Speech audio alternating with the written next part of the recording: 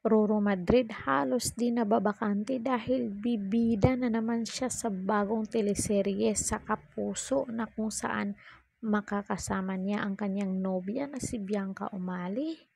So gaano kaya ito katotoo? Mga Marites, stay tuned para malaman nyo kung ano talaga ang buong detalye dito.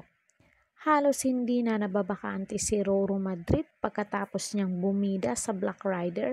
Heto, may bago na naman siyang teleserye sa GMA. Pasok muli si Roro sa Sangre, although kasama naman talaga siya sa nakaraang Encantadia bilang si Ibrahim. Kaya magkakasama silang muli ng girlfriend na si Bianca Umali na isa sa mga Sangre. Hindi pa naman makumpirma kung si Roro ay talagang regular sa serye or ipinasok na lang ngayon. Ang alam, after ng Black Rider, gagawin niyang muli ang part 2 na Lolong. Ang direktor na Lolong na si Direk Mark Reyes ang masayang nagbalita ng pagpasok ni Roro.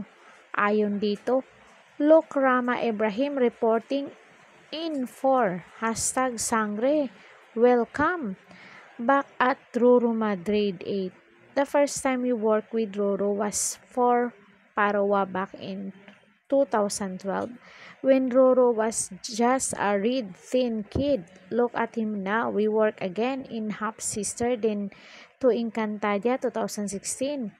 He shine next as Lolong then to the high rating Black Rider and he is now back as a king of Sapiro for Sangre. Emre is so proud of you. Sa inyo dito Marisol Marites, comment na dyan sa baba para alam natin at mabasa natin ang inyong nagang komento dito. Don't forget to like, share, and subscribe Caridad Official TV para ma-update kayo sa ating mga latest dito sa showbiz. Ring bell all niya ako. Hanggang sa muli and thank you so much.